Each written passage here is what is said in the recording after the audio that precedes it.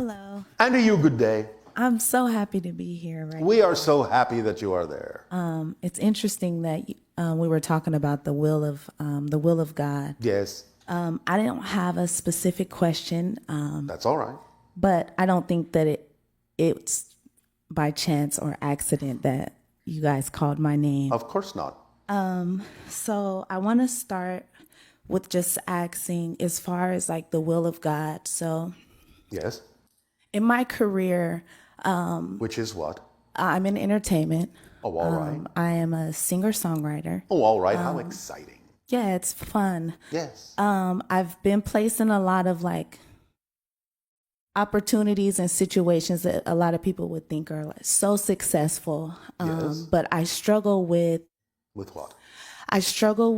feeling good enough, or This is common on your planet. I am not worthy. I am not deserving. I am not good enough. Do you understand that if you truly were not good enough, you wouldn't exist because creation doesn't make mistakes? okay. You follow?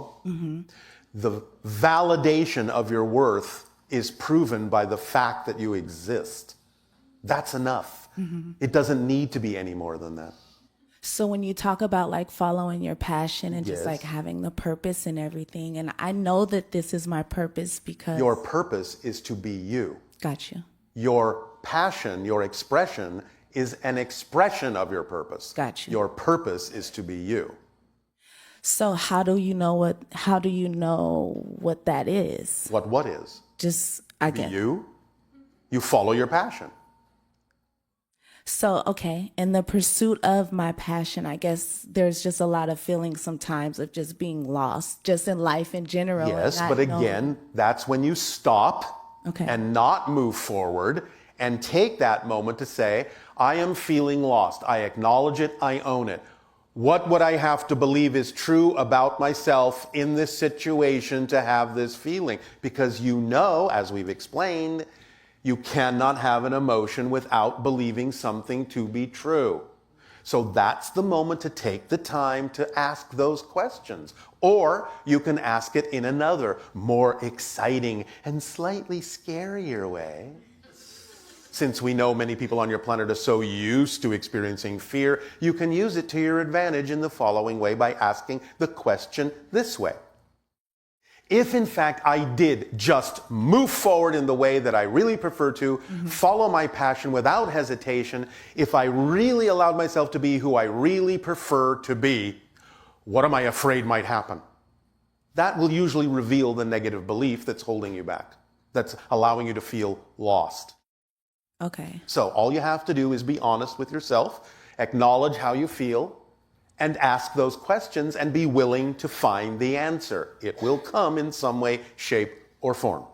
Okay. But that's what those moments are for. You don't plow through them. You don't ignore them. You don't sweep them under your rugs.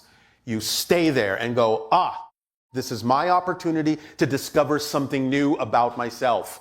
Let me see what kind of belief would I have to be having this experience. Oh, how exciting a mystery is this? So I always think that it goes back to like my childhood, like I let's say a understand. childhood trauma. Does that Yes play a and no. Okay. Yes and no.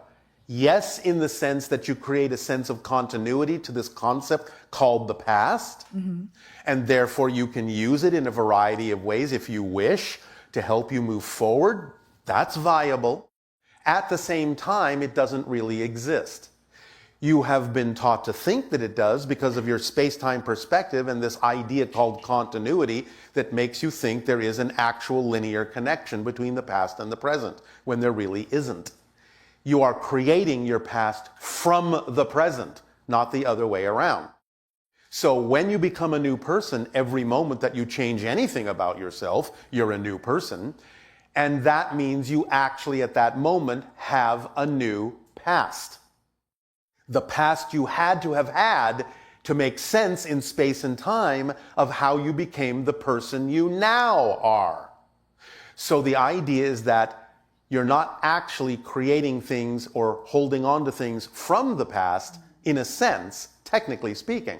But what you're doing every moment that you redefine yourself is you are including that concept over and over and over again, that something came from your childhood. But it didn't necessarily come from your childhood anymore, because you have been a new person and you're creating a new past that didn't necessarily have the experience you're talking about.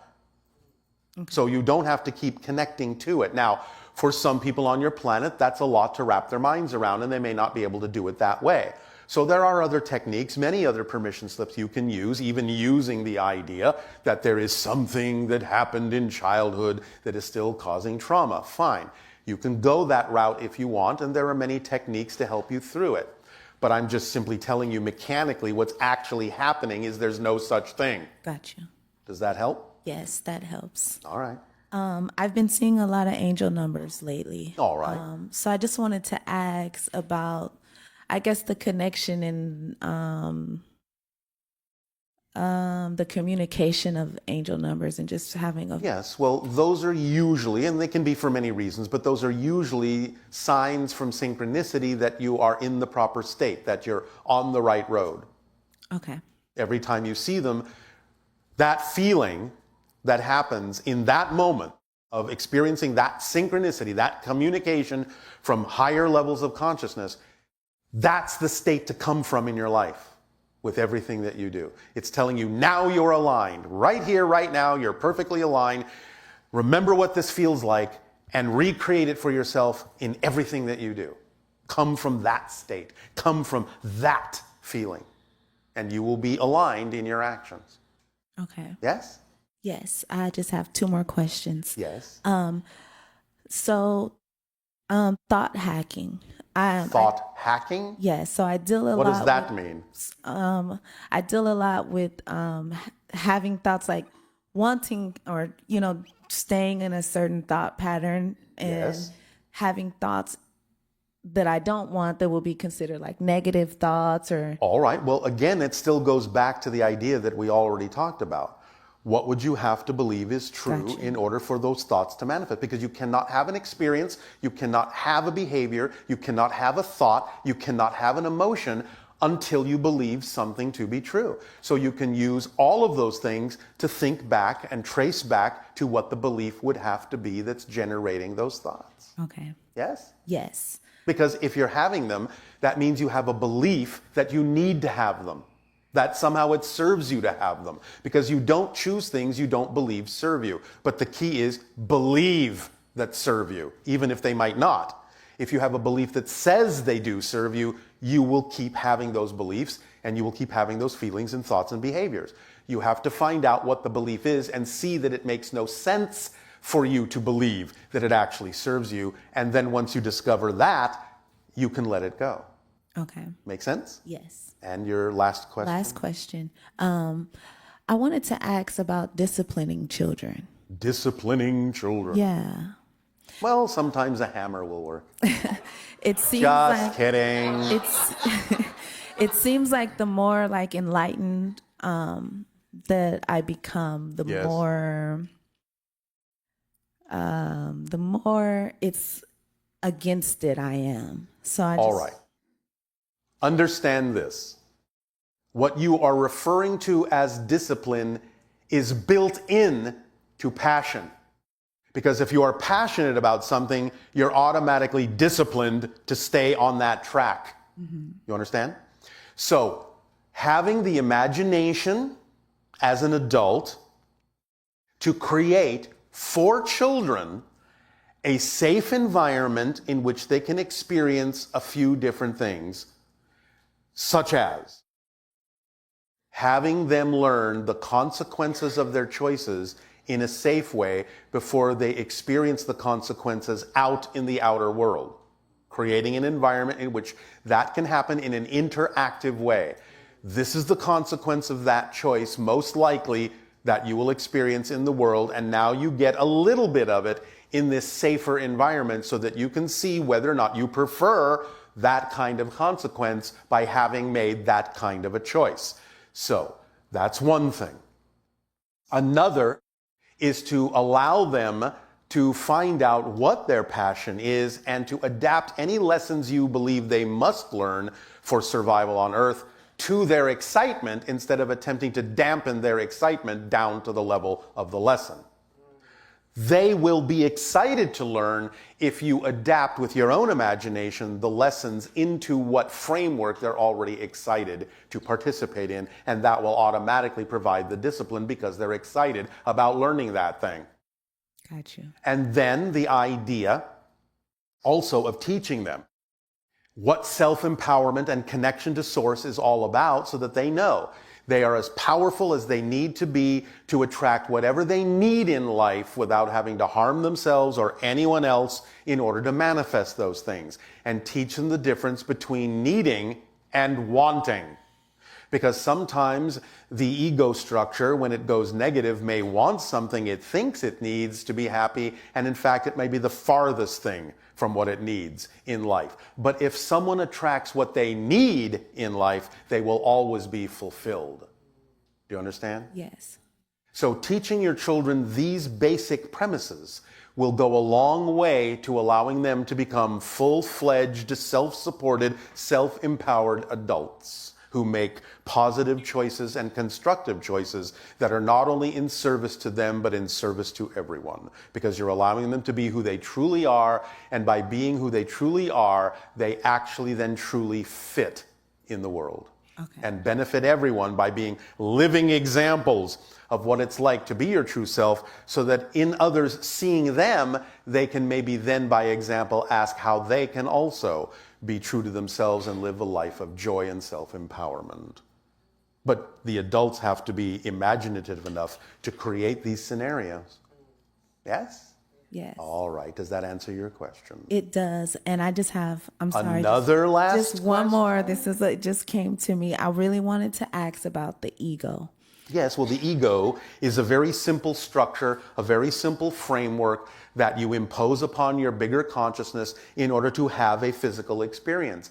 As we often do, we use the analogy of a diving mask. When you dive off the boat and go underwater, you usually put on a diving mask so you can see clearly where you're going, what you're experiencing. That's the job of the diving mask.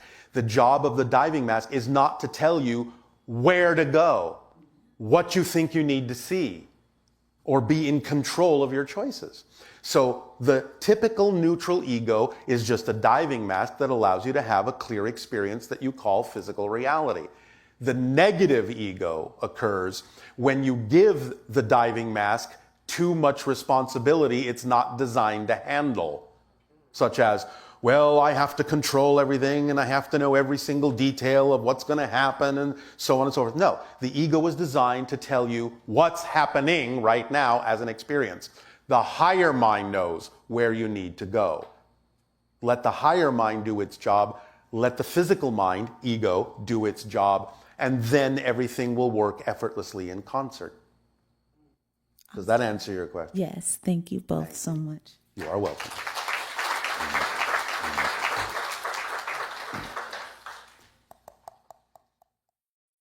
Hello. And to you, good day. I would like to know who the higher dimensional beings that speak to me are. Why don't you ask them? If they're speaking to you, I assume that you are listening and speaking back. So why don't you ask them? I think I would just like confirmation. Well, there are several. There are some spirit guides. There are higher mind communications from time to time. There are alternate selves in parallel realities, some of which are extraterrestrial in nature. Okay. Does that help? It does. All right. Also, Yes. in doing energy healing work, Yes. are these same energies working through me? Or is They are helping. They are guiding. They're giving you a chance to do, in a sense, the same way what it is you yourself are doing.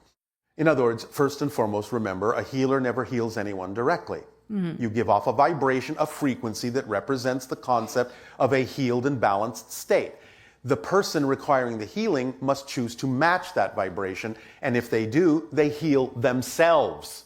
Right. So the idea of the energy help you're getting from the higher dimensional beings is exactly the same thing. They give off a vibration as a suggestion. If you match this vibration, you'll be more in alignment and you will be able to do the work more effortlessly that you have chosen to do by matching our frequency. So that's how they're helping you help others, help themselves. See the cycle? They're helping you help others, help themselves. Yes? Yes. All right. Does that make sense? It does. All right. And so? One more question. Yes. Sometimes I can feel the energies almost blending with me. Well, of course, you're matching the frequency. Okay. So if you match their frequency, you're going to feel like them. Okay. That's how it works. That's how telepathy works, or telepathy, more accurately. Remember, you never read anyone else's mind. You never become another person in that sense. But if you're operating on a similar wavelength, you have the same thoughts and feelings at the same time, synchronistically, because you're on the same wavelength. So of course, you're going to start feeling like they do. And that feels to you, from a space-time perspective, like a blending. You become your version of them. Yeah, and I can feel sometimes my body moving. Yes. Okay. Yes, of course. Because you're going with a flow. It's a natural state from a higher perspective, higher level. It's instinctive at that level. So your body just goes with the flow. Okay. Does that help? It does. Thank you. You're welcome.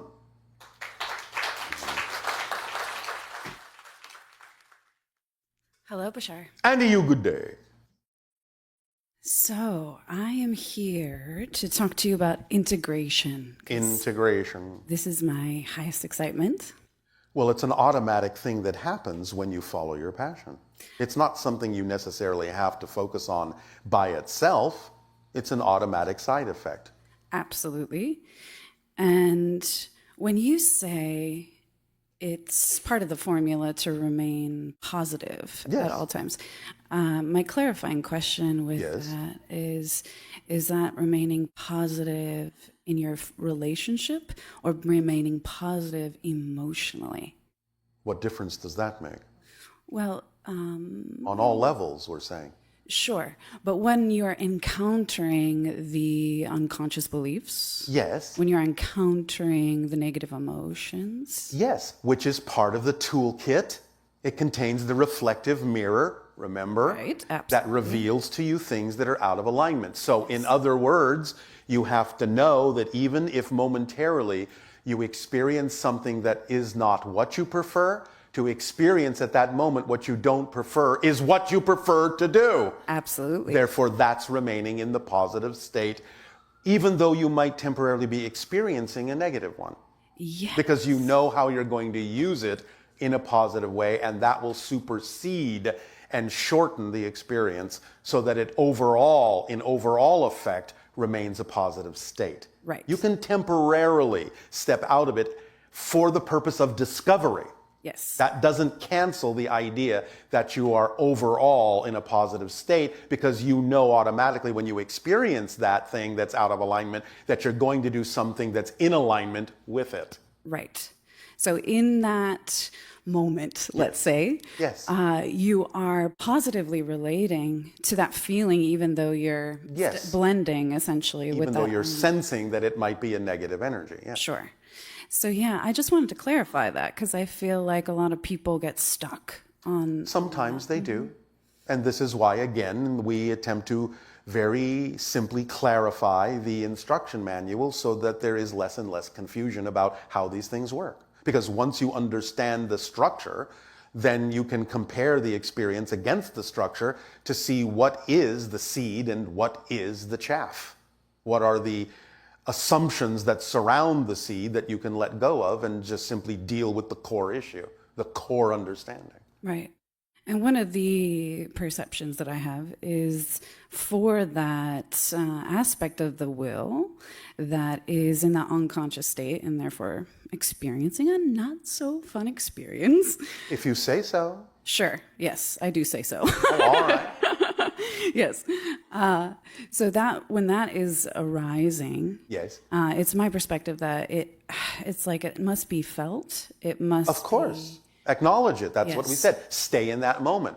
At the same time, you can go into the investigation of why it's manifesting by looking at your beliefs. Totally. So I guess I'm offering the reflection that I think really often when you say stay in a positive state, Yes. a lot of people are missing this piece that it's absolutely a part of the experience to bring up or to experience this negative Oh, absolutely. from that inclusive perspective. Absolutely. When we have said this many times. But thank you for your service of bringing it to the attention of others from a different perspective, because that may help others who needed to hear it that way. Absolutely. Yeah. Thank you, Bashar. Well, thank you.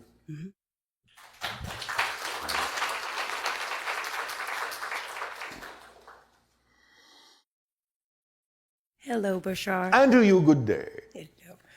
I just have one question. I wanted to ask how many incarnations that I had that I'm connected to in this life. At this particular moment, about 157. But in the next moment, it might be different. Remember, this is a dynamically changing thing, not a static thing, and it's all being created from the present. Because you are plugging into people who coexist with you at the same time in reality. There is no such thing as reincarnation. As an experience there is, but as a mechanism it doesn't exist because everyone exists at the same time. So you plug into different people for different purposes, downloading information and experience from them as they might be doing with you by sending out those energy connections. And when you change yourself into a different person, you may unplug from this one because you don't need it anymore, and you may plug into something new. So in one moment, somebody may say, well, you had a life in this particular time and place. And 5 minutes later, someone may give you a completely different life for the same period, because you might no longer need to plug into what you were plugging into. At that particular second you asked the question, it was about 157. Now it's 322. Now it's 844. Now it's 12. Now it's 15. Now it's 1,288. This is a dynamically changing thing all the time as you change, moment to moment to moment to moment.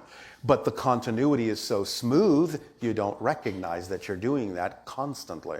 Okay. Does that answer your question? Yes. And then I actually wanted to ask, do I have Speak up so that all may hear you. do I have any connections with Sirius Yes, at this moment? yes. Sometimes you will recreate or leave the plug in for a longer period of time. That's fine. Okay. Is there a name that I may have from the Sirius? A name? Yes. Well, that depends on what level you're dealing with. Are you dealing with the non-physical level, which doesn't have names? Or are you dealing with the physical level of the amphibious beings that do name themselves? I didn't know there was two. Yes, there is.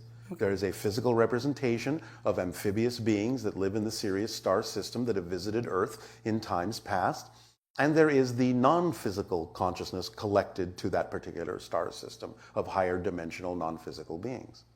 Okay. May I have the physical that is connected to the Sirius of the amphibious? A Sirius counterpart of yours in physical reality. Yes. One moment. Nakuna. Nakuna. All right. Does that help? Yes, it does. Why? I feel a deep connection to them, and I've been trying to raise my frequency so that I'm able to channel with my All other right. relations. All right. And Nakuna, that sounds familiar. It resonates with me. So All right. I do. Thank you. Then you can use it that way. Thank you. Thank you.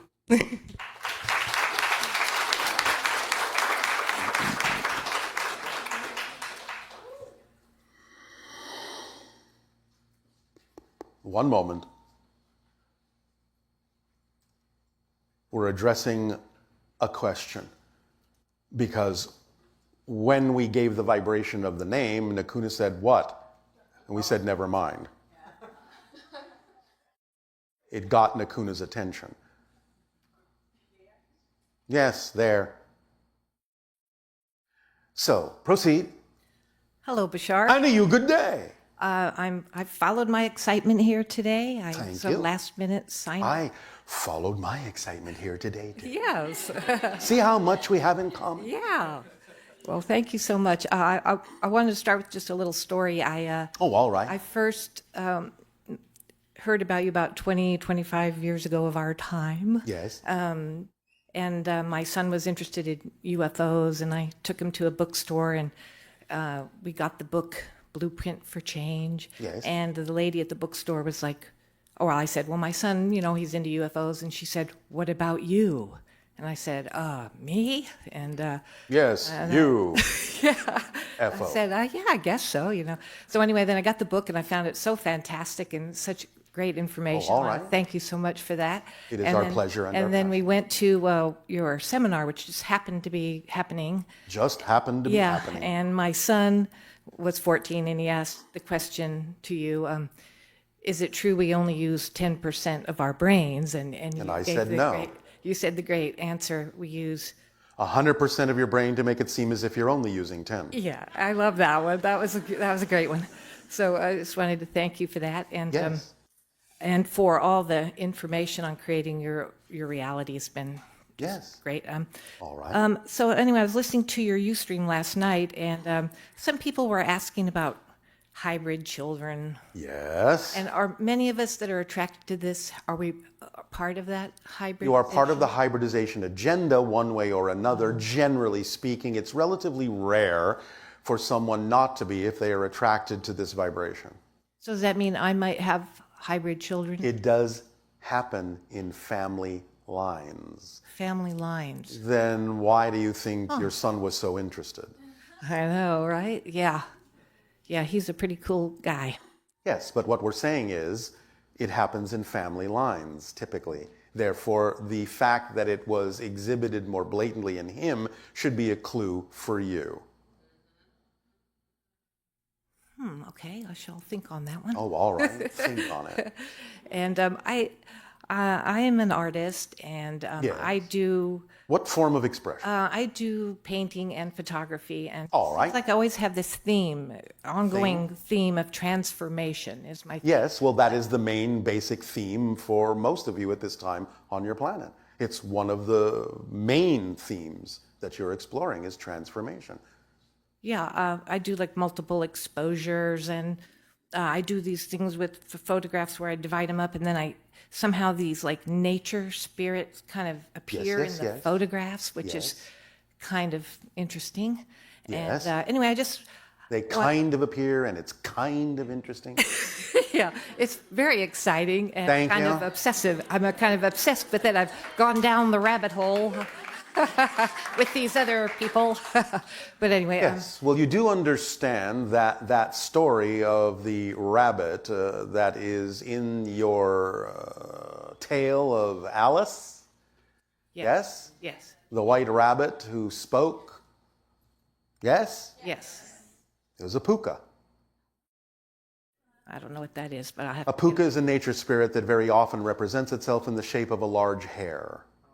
Oh. Because after all, in the way that you typically mean it, rabbits don't talk. So a rabbit saying, I'm late for a very important date, would be your first clue that you're dealing with a puka nature spirit, which takes you into another dimension down the rabbit hole. And what about the ones that appear kind of insect-like? You're talking now about the idea of either the mantis beings or some other similar species of extraterrestrial beings that are the ones that are overseeing the hybridization agenda.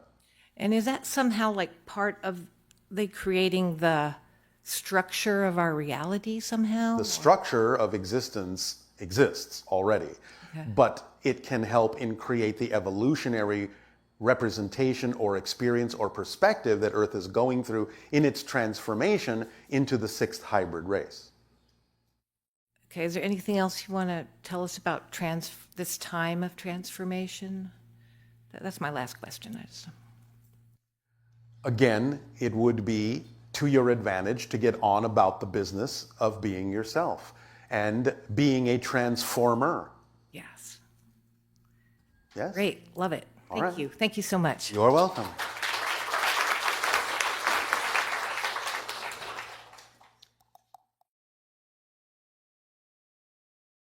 Hi, Bashar. One moment. Again, as we have said a few times, many times you can look in what comes out in your cultural artistic expressions as often being reflective and representative of what's going on within your collective consciousness. Even though some of you may or may not necessarily gravitate to the particular story that's being told, it's not an accident that at this time in your reality you have a series of movies called Transformers. Pay attention to the synchronicities. They will inform you of a lot of things about the state of being of your collective consciousness.